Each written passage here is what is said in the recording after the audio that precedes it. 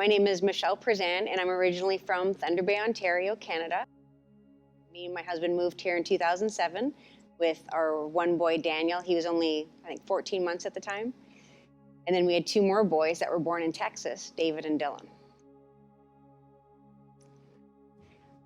I was diagnosed with breast cancer, actually, February 27th, 2014. When they first diagnosed me, they said I was a stage 1, but after surgery, we found out that I was a stage 2. When I first found out I had cancer, what happened was I kept asking for a mammogram. There's no reasons. I didn't have any symptoms. I didn't have any side effects. There's nothing going on. I just felt in my gut that it had to be done. And you just get that feeling that you know that you're supposed to do something. That's how I felt. And I kept going to my doctor in Texas and saying, I feel like I need to have a mammogram. And she kept saying, but you're not old enough. You don't need to do one. And I persisted because I always felt that we know our bodies better than anyone else and we have to be our own advocates. And I kept saying, I need to have one. And I went for one and it came back where I had calcifications, which they said is super normal. So they said they were going to do more tests. They did. Then they did a biopsy and it came back and they said everything's fine. And I'd been praying. I had our whole church praying and that was fantastic. And then 2 months later, a prayer was answered and my husband went from working offshore to an onshore job. So we got to move to Katy, Texas, which meant he was going to be home every single night with me and the 3 boys. And I couldn't have been happier. But when we moved up there, the doctor that I'd seen said, when you move up to Katy, go ahead and self-refer to MD Anderson just for them to check your hormone levels. And I didn't know what that meant because I said, well, didn't you say everything was good with the biopsy? And they said, yeah, just self-refer just to make sure that all your hormones are in order. And so that was fine. We moved up in December 2013. And a couple months later, I remembered I was supposed to self-refer. So I called MD Anderson. I did like they instructed. I went in for my appointment.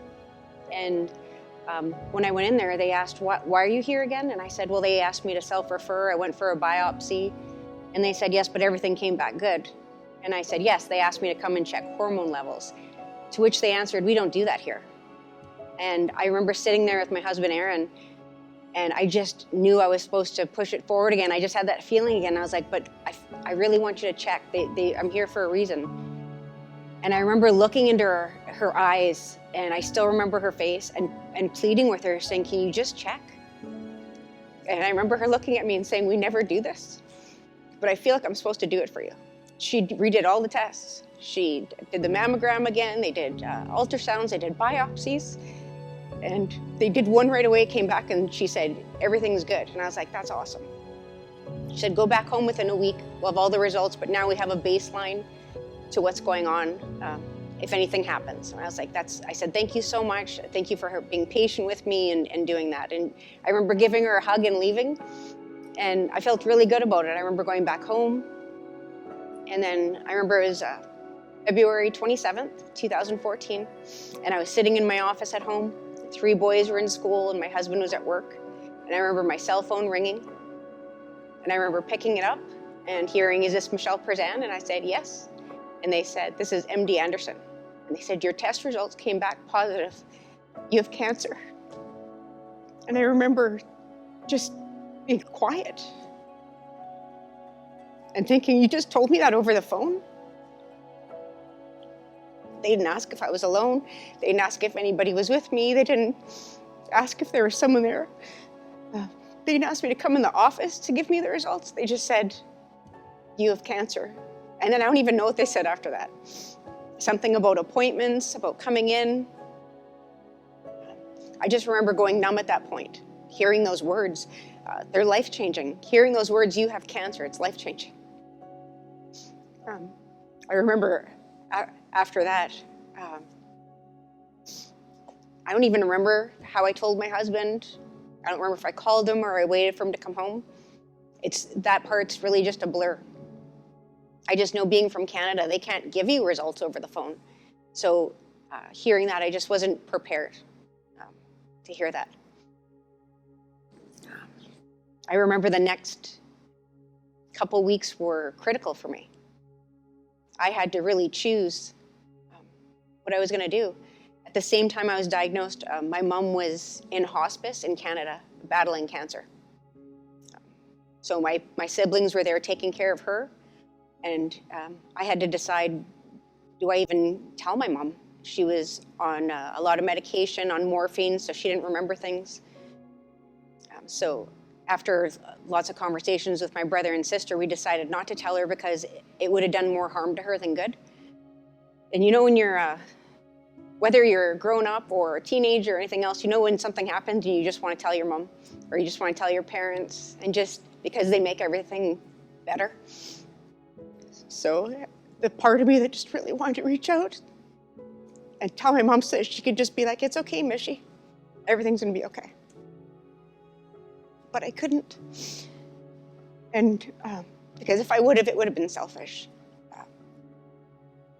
For her to know that her baby, because I'm the youngest of 4, for her to know that her baby was diagnosed with cancer, I couldn't do it to her when she was fighting for her life.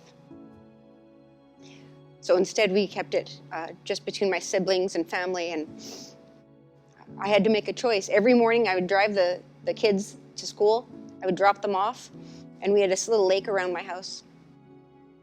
And I would walk around it every morning. I'd drop the kids off, I'd come back, I'd go for a walk, and I'd listen to that song,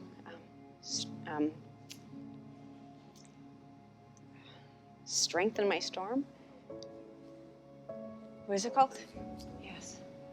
So I would walk around the lake and I would listen to that song, I Will Praise You in the Storm. It's by the Casting Crowns. It was out at the time. And I would have it on my phone, and I would walk and I would play it out loud, and then I would sing, and I would cry, and I would just call out to the Lord, and I would say, I'll praise you in this storm, I'll praise you in this storm, but Lord, give me the strength to go through it. Like, what am I supposed to do? I would plead with him. I'd be like, why is this happening? What should I do? I had so many decisions to make, and it was a very short time, maybe 2 weeks, that after days and days and days of walking around and listening to worship music and praising him and crying out to him and telling him my heart and my desire, that I just said to him, I just want to watch my boys grow up. I want to watch them get married. I want to watch them have kids. I want to hold my grandkids. I want to grow old well. I want to be cancer free. Lord, I'll do anything you ask. Just heal me. But when you say those words, you got to remember, I'll do anything you ask, right? Because if you say to the Lord, use me, he's going to use you. And I was okay with that. So I made a decision that day that I was going to praise him in the storm. I was going to praise him through it all. I was going to glorify him in everything. That cancer was not going to be my identity. That my identity was going to be in Jesus Christ because I'm a child of God. And I decided I was going to have joy through everything, that I was going to show people that you could have joy through every single circumstance. I wanted to show my boys that you could have joy no matter what you go through in life. It doesn't matter what comes at you. You can choose to do it with love. You can choose to do it with happiness. You can choose to do it with the strength of the Lord. That's what I wanted to do. That's what I did. I chose to face my storm. I chose to partner with God and know that he would be my strength through all of it. And he was. He was my strength in the storm.